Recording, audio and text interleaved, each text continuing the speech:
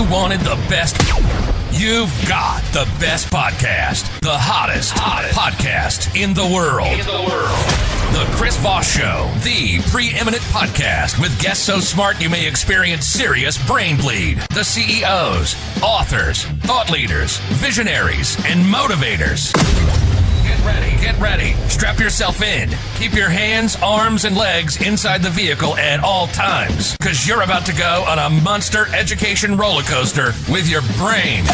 Now, here's your host, Chris Voss. Hi, folks. It's Voss here from thechrisvossshow.com. Ladies and gentlemen, there are these things that makes official. Welcome to the big show. As always, the Chris Voss Show is a family that loves you but doesn't judge you, at least not as harshly as your mother-in-law, because she wanted Mary Bob. Wow, I pulled the name there. That was a whatchamacallit. Anyway, guys, but the great thing about you, Bob, is, or Jane, or whatever the names we're using this week, just making up stuff in the ramble. You can watch the Chris Voss Show too and just become smarter. So refer the show to your family, friends, and relatives. LinkedIn.com/Chris Voss, YouTube.com/Chris Voss, Chris Voss, one on the TikTok, and Facebook.com/Chris Voss is the main place where you'll find our ilk and our videos and all the funny stuff that we do and brilliance that shares the minds with you as well. Opinions expressed by guests on the podcast are solely their own and do not necessarily reflect the opinions of the host or the Chris Voss Show. Some guests of the show may be advertising on the podcast, but it is not an endorsement or review of any kind. Today, as always, we have a brilliant mind in the show, and it's never me because I'm just an idiot host with a mic. We have Paul L. Nevins on the show with us today. He is an attorney, I should mention, as his title.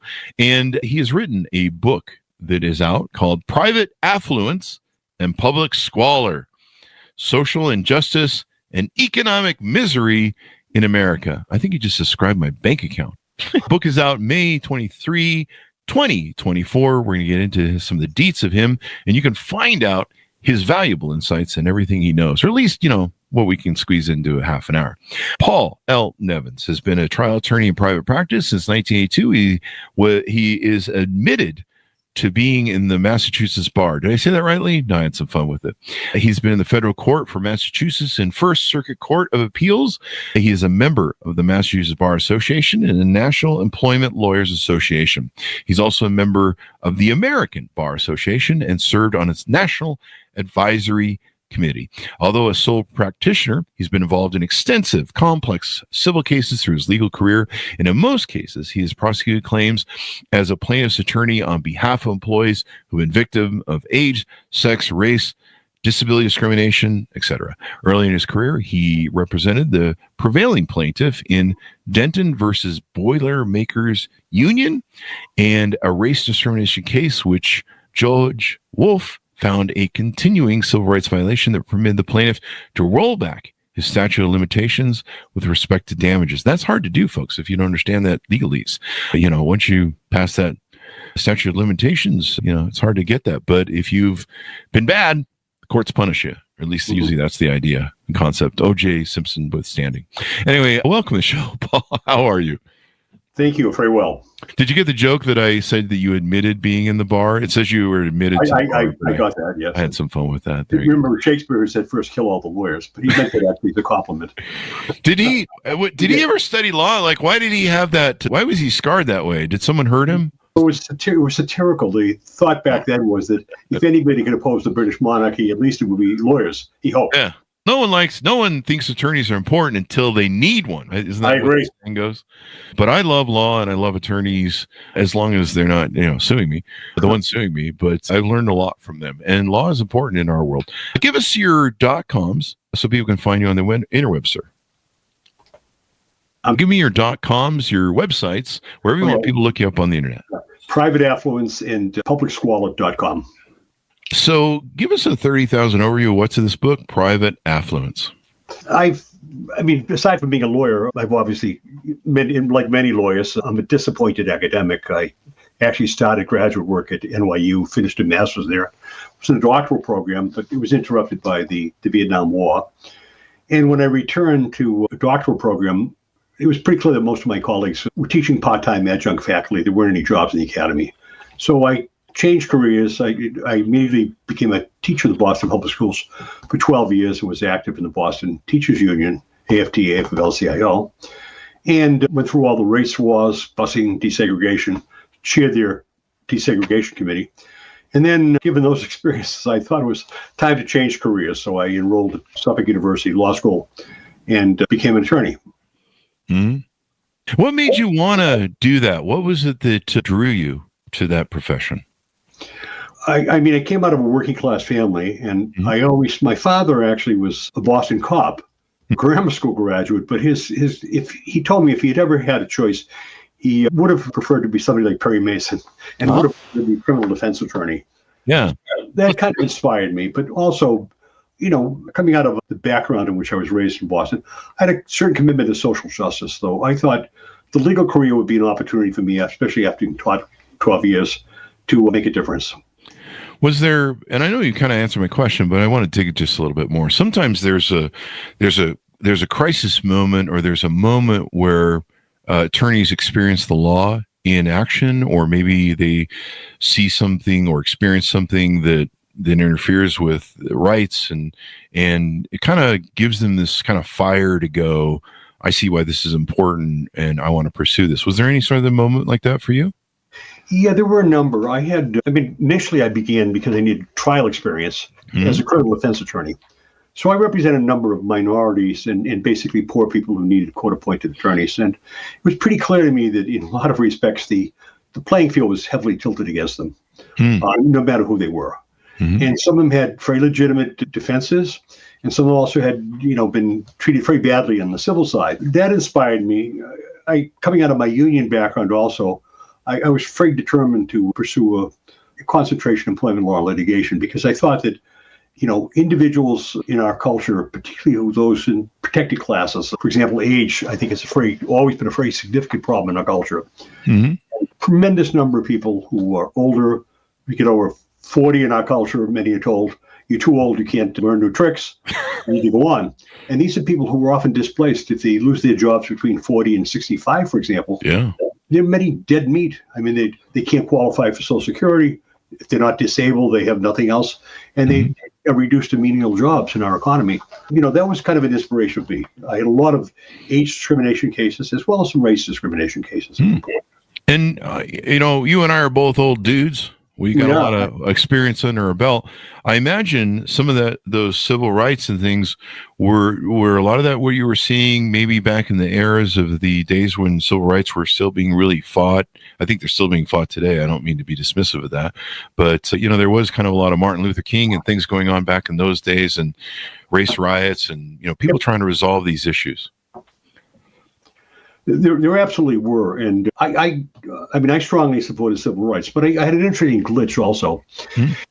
As I was in law school, still teaching, we had, as a result of desegregation, as I said, I'd been very extensively involved in chairing the Boston Teachers Union's desegregation committee.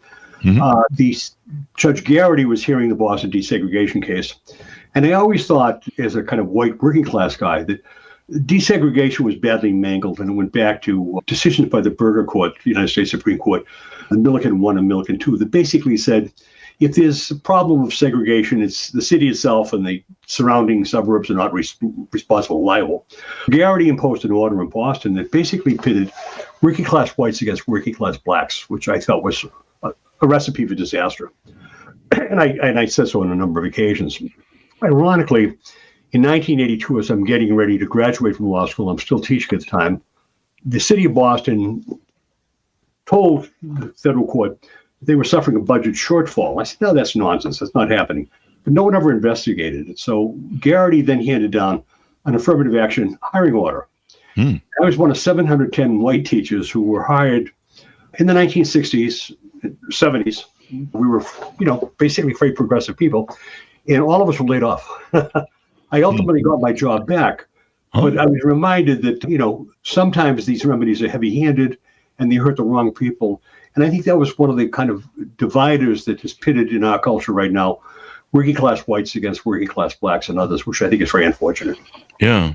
We've had Ed Glaude Jr. was on the show with us today. He wrote about Baldwin.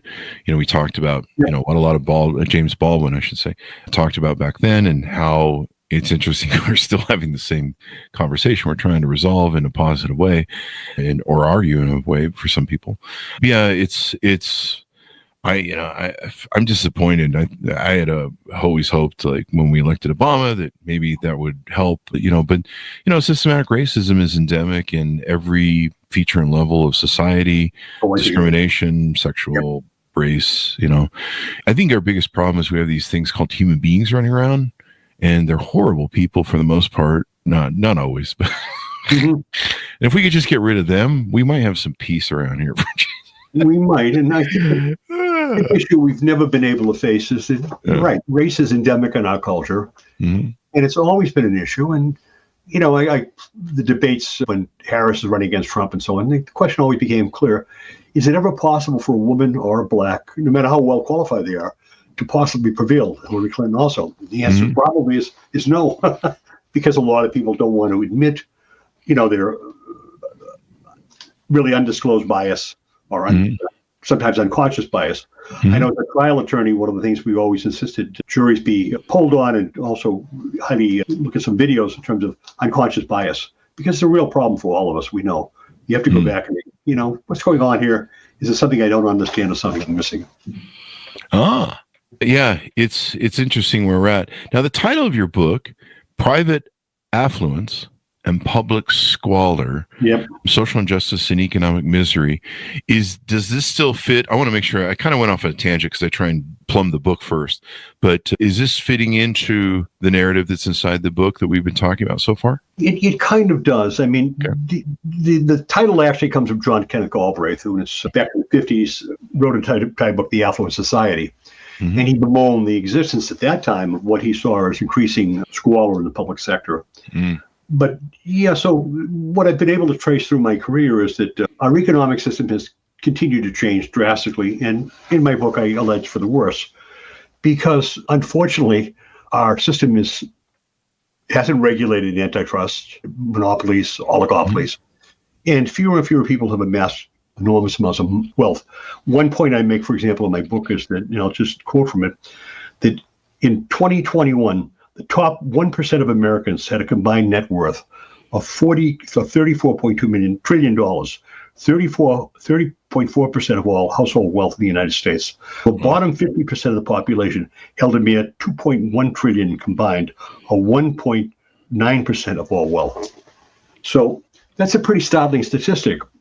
And there's another one that basically goes back to 2014. It's been updated. Back in 2014, the top 25 hedge fund managers in the United States earned more than all kindergarten teachers in the United States. My contention is that if we're going to really look at polarization, one of the things we have to look at is this huge economic divide, because it's pitted hardscrabble whites against hardscrabble blacks and everybody else. And we're all trying to stay afloat, but the difficulty is becoming greater and greater. All of us with children realize, and grandchildren, that their prospects aren't as sanguine as when you and I were youngsters. Yeah. It's interesting how we kind of hit this peak moment, and it was a very short peak moment. It was actually, there was actually a lot of anomalies that were attached to it.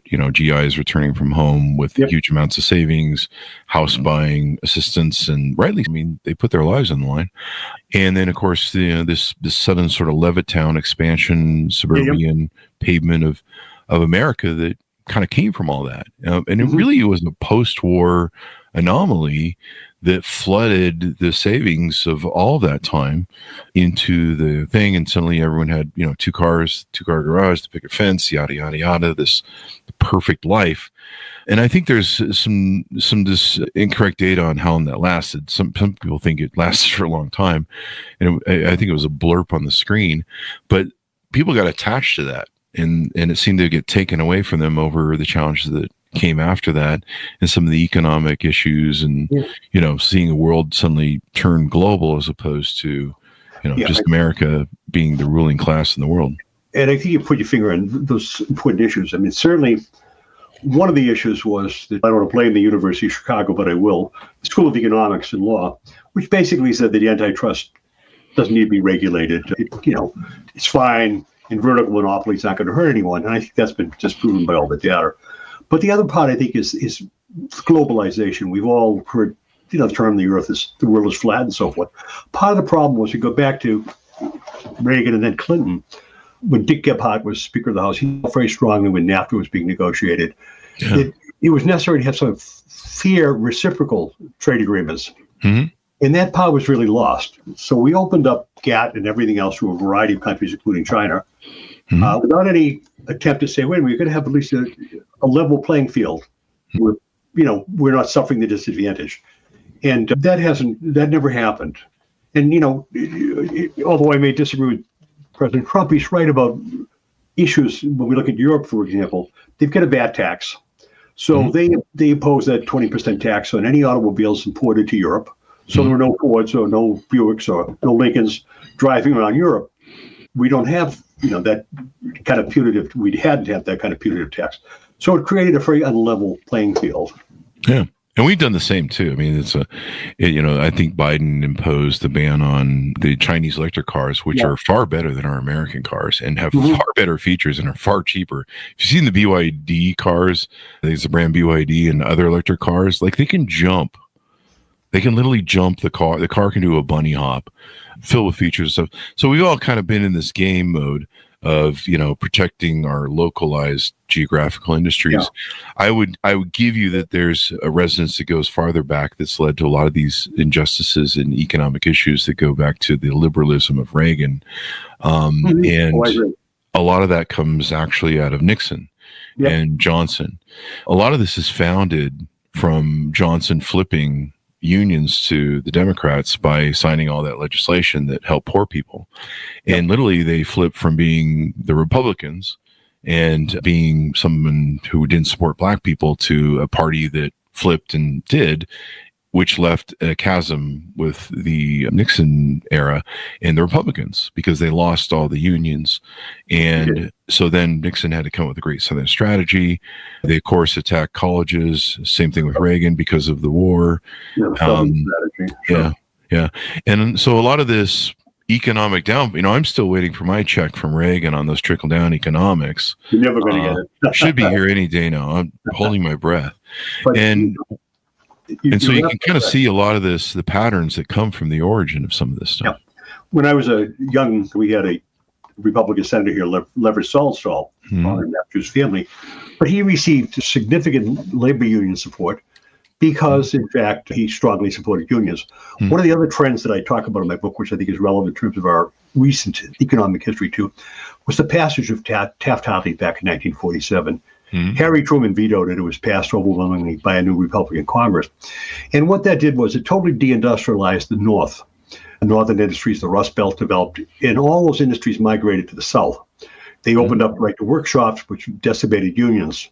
But the other thing that entrepreneurs discovered with that is if they could move to the South and successfully evade unions, they could do even better ultimately if they moved to the third world that have no regulation whatsoever. Yeah. And in fact, that's where we ended up. Yeah, Reagan's idea was to break the unions, which were funding the Democrats, by moving jobs overseas. So he came and said, hey, we'll make it easier for you to move overseas. We'll break the unions. You won't have to deal with unions overseas. And then we can keep getting elected. I've been a Republican, full disclosure, I've been a Republican. I've been a Democrat. Now I'm a uncommitted voter. What's it called? I've seen all sides. I'm an independent voter. I think that's the way it is. But, I'm critical of everyone I vote for. In fact, I'm overly critical. Well, yeah, also, I think it's healthy. Yeah, it's very healthy. Please do that, Americans. It's not a football team. We all die. We're all riding the same lifeboat. So if you punch holes in it, we're all going to sink together, which is what's happened. So you ask a lot of questions in the book. What are the values Americans collectively hold that are destroying the American dream? What do we as citizens of the United States believe with each other as citizens? I think that comment I made about the boat is important. I often say on the show, my quote, we are all stewards of democracy. It is up to each one of us. And it's not just about the vote. It's about every day. You need to read the paper. You need to hold politicians accountable. You need to, when they lie, when they cheat, when they steal, you need to hold them accountable. Like I said, I'm abusive almost to a level of anybody I've ever voted for. About half the time I'm going, okay, I approve of what you did there. Could have been better, but I understand we got to make compromises. And then the other half of the time I'm like, you idiot. So I'm not in any cults. There's some other questions you asked. What is the purpose of government? What is the role of private enterprise? What is the meaning of equal opportunity, public interest, et cetera, et cetera?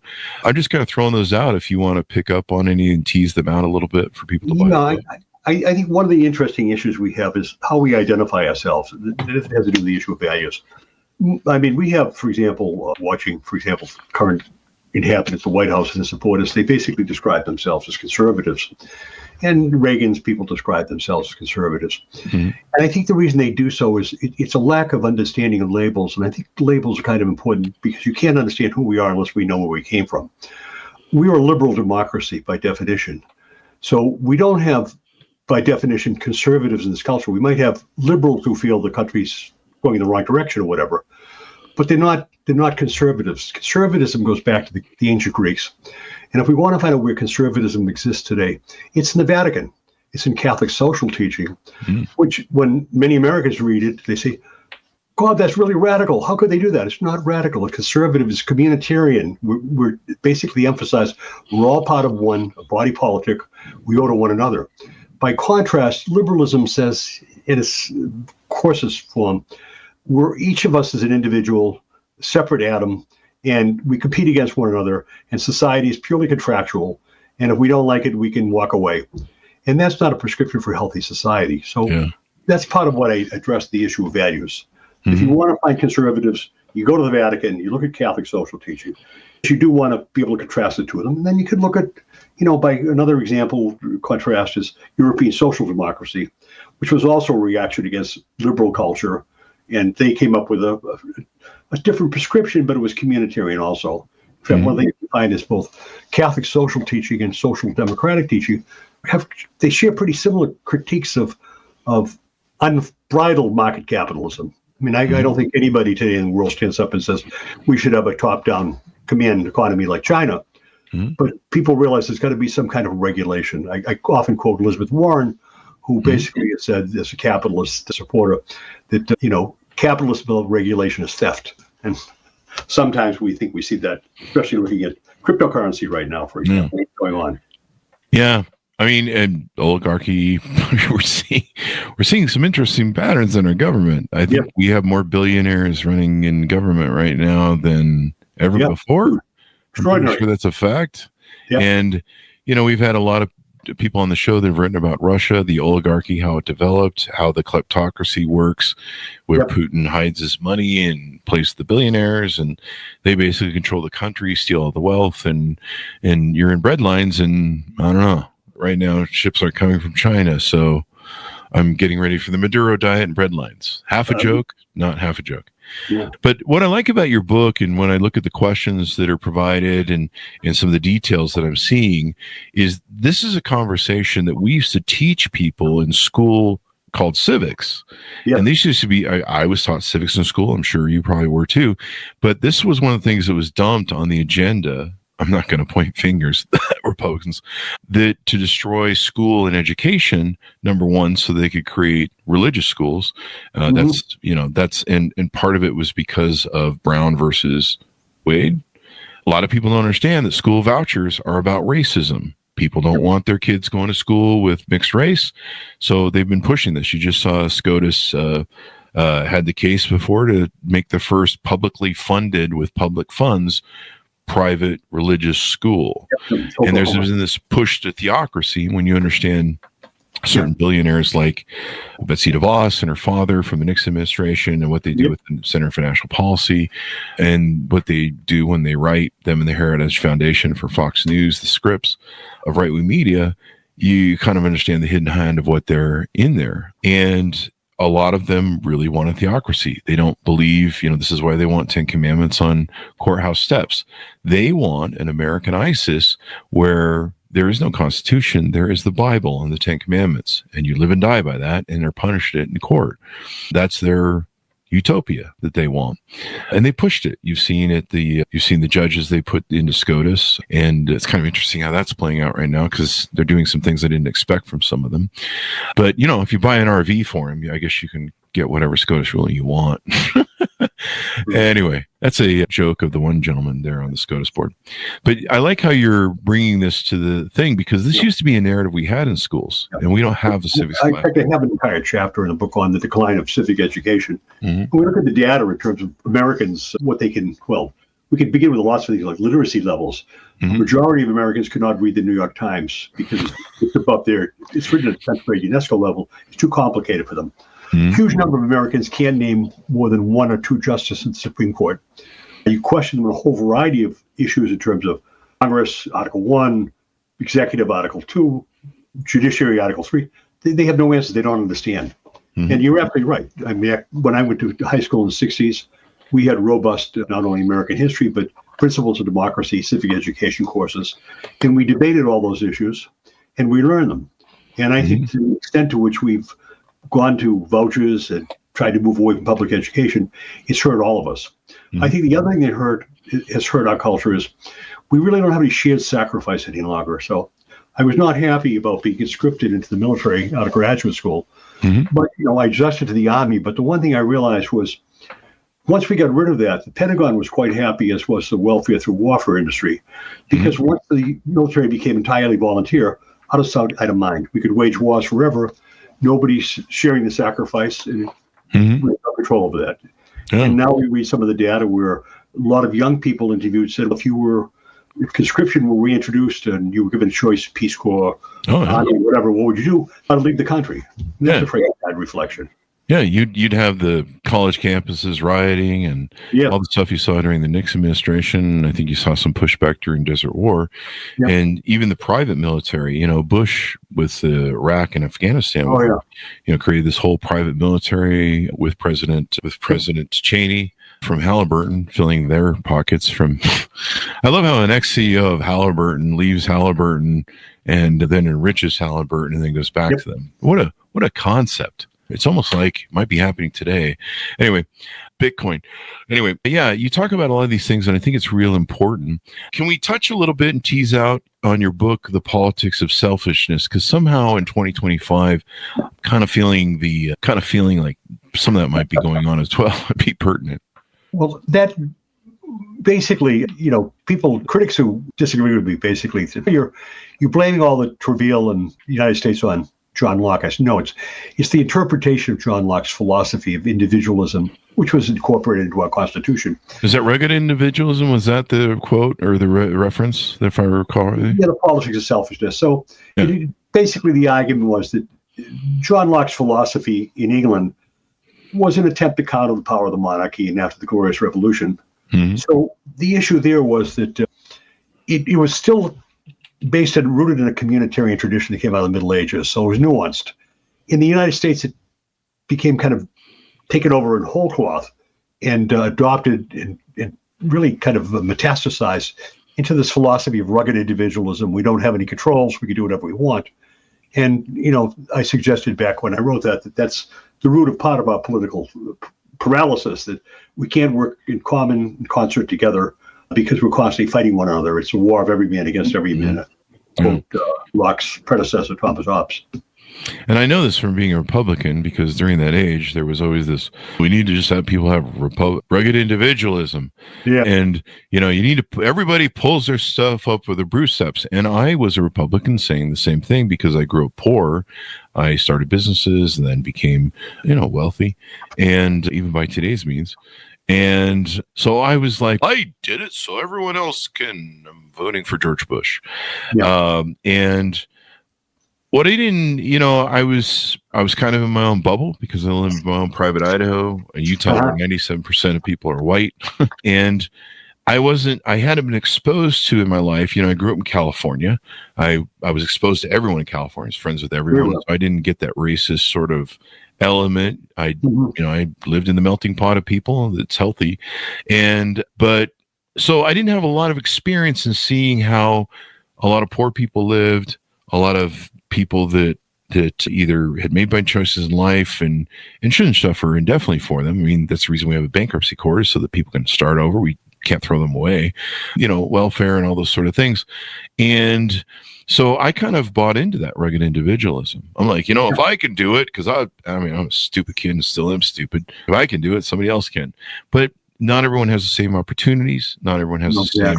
I certainly, had my fair share of people who tried to help me back, but I certainly didn't have any sort of race discrimination that was holding me back and sabotaging me. The indemnification of racism and civil stuff, it's so deep into American culture. We're separated by freeways and subdivisions that were redlined by banks, and it's just all this stuff that's created a mess. Even religion was separated. Martin Luther King famously said, we can't even pray together on Sundays, white people. And so there's a lot of this, and I was lucky enough that 9/11 made me wake up and go, why do people in the world hate us? I had this panacea idea or utopian idea that America's great and everyone loves us and we're just so cool. And then I'm like, why are they flying shit into our buildings and stuff? We're that cool. I thought we were the cool kids on the block, but evidently people hate us, and why? And so then I started studying the world. I started studying nature and trying to understand why human beings were, the way they were. And it opened up my worldview, and it got me away from that whole concept that, there are people that grow up poor and in discrimination, and it's hard to get out of it. It's hard to get out of slums. It's hard to get in, not slums, but, places that are largely poor. There's no jobs, there's no support, no education. You're really subject, what's the word I'm looking for? You're really sabotaged from all different levels. And every time you try and get up or out, you could be attacked, and there's you get pulled over for so your turn signal doesn't work right or something, and then off you go, and we fill the jails. A lot of that came from the liberalism of Reagan. First thing he did when he came into office is he took away all the support welfare systems and increased the police. And then of course Clinton didn't help. We're bashing both Democrats and Republicans here, people. Clinton didn't help by, making the 3 strikes law, I think it was, or something, or whatever that enactment was that really created the megaplex of the industrial prison complex we have in America. Yeah. I think in terms of, the whole issue of rugged individuals, most of us think back who, survived relatively well in life. Along the way, one or two people helped us, gave us a leg up. Yeah. And that became critical. And I can think back even to my, high school education, a couple of people came to my aid and so forth. And they were invaluable. And back to... As we round out the show, this has been a great discussion. I could sit and talk with you for hours on this. I love your insights. And this is something a lot of young people should be aware of. You can't fix what's going on now unless you look at the history and understand it, and then from there you can map forward. And you can't fix something if you don't take for it. There's a saying I always say in the show, from my quote, the one thing man can learn from his history is that man never learns from his history, and thereby we go round and round. So we got to learn from our history, and it's important that you're asking these questions, because these aren't seated in education nowadays with an intent for that to know. Because if you don't understand the value of law, your rights, the rule of law, the Constitution, that's easier to dominate you and turn you into oligarchy. That explains the Elon Musk thing. So we round out the show. Anything more you want to promote? To any consulting or hiring you as an attorney, future books, things of that nature, et cetera, et cetera? No, I just, I do think that, the issue of inequality is a major one in our culture that has to be discussed. Mm-hmm. And the other thing, from my experience as an attorney, issues of discrimination in our culture, they're pretty pervasive and they're often unconscious. And, my 43 years, it wasn't just discrimination itself that became an issue, but what I discovered was that how people were treated in terms of protocols, things that were supposed to be followed, generally evaded. And I had a number of cases where we couldn't prove the underlying claim of race discrimination or age discrimination. But what we could show is, of the 42 protocols the employer mandated and published, they failed to follow any one of them. And that suggested they were arbitrary and capricious. And I think that raised the whole issue of fair treatment, how we treat one another as a society. It's an issue we really have to engage in. And I like your concept that we all, we're all in the same boat together on this. We've all rise or fall together. We're Americans. The person who's supposed to be our president is supposed to have the interests of all of us and lift the American ideal and what America has been about for the last 80 years, a shining beacon on the hill. I really shouldn't use that because that's actually not a good reference. That's a Reagan and religious reference. I agree. But being this beacon of freedom, free speech, democracy, and engendering those ideals, let's put it that way, and being a leader in the world as opposed to a follower. I think that's... Well, so we worry now that given what's going on in terms of tariffs and sanctions and attacks on Harvard, other universities, research, a lot of young people, particularly in the Boston area where I obviously live in the city, they're going to be migrating to Europe. I mean, I can't see a lot of them migrating to China for obvious reasons. Yeah. But I could see a large number of them migrating to Canada or to Europe. And one of the final comments I think I'd leave everybody with is we seem to forget that in Germany, after that country was united by Otto von Bismarck, from roughly 1875, even through World War I up through the Weimar Republic, Germany was one of the leading countries in the world in terms of medical research, scientific research, and a whole variety of other issues. Once Hitler came to power and the events that subsequently occurred, German's intellectual propriety was absolutely destroyed, and they've never recovered in that respect. And I'm deeply concerned that could happen here to the United States. Yeah. I mean, that's usually what happens with nationalism.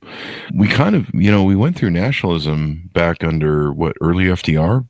And, the thing was, we don't want to get sucked into Europe's war because we didn't like the first one and it didn't turn out well.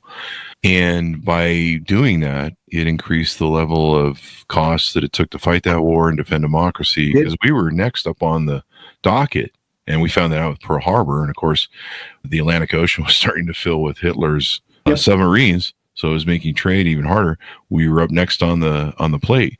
And, you think of all the men and women that died in World War II that didn't have to if we would have went after Hitler as soon as he invaded Poland.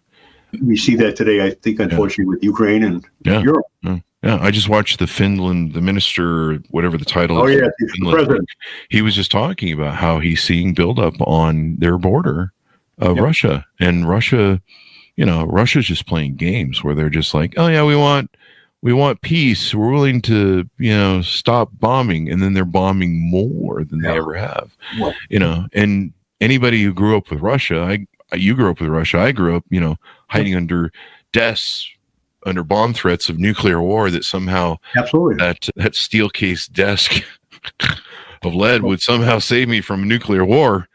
I don't know what, there was kind of interesting Fight Club scene there of the Finns are interesting too, because they were neutered by the Russians. They fought them hard. They had to surrender some of their territory. Yeah. But they've learned, and they understand who the Russians are. And I think maybe one interesting glitch with the president of Finland is apparently he's an incredibly accomplished golfer. And he's been able to strike up a friendship with Trump. And maybe that will help. But God knows, if we don't pay attention to those issues also, we're going to repeat, it's Santayana who said, those who forget the past are condemned to repeat it. And I think that's unfortunately true. That may be why I built that quote off of that I made, where I may have modified it off that, where, the one thing man can learn from his history is that man never learns from his history. I mean, this is why we talk about these things. This is why you're asking the questions, your book.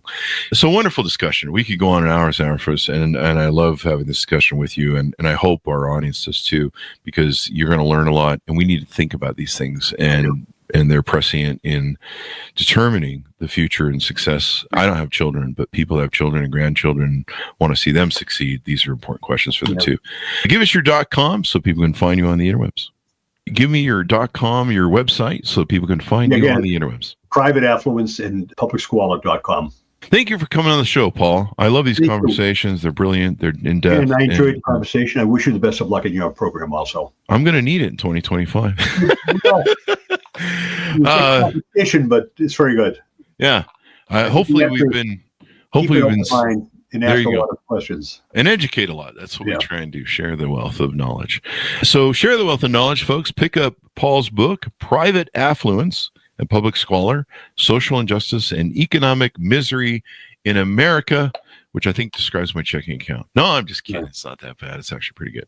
Anyway, guys, thanks for tuning in. Go to goodreads.com for just Chris Voss, LinkedIn.com for just Chris Voss, Chris Voss, the TikTok, and all those crazy places on the internet. Be good to each other. Stay safe. We'll see you next time. Thank you. And that's just out, Paul.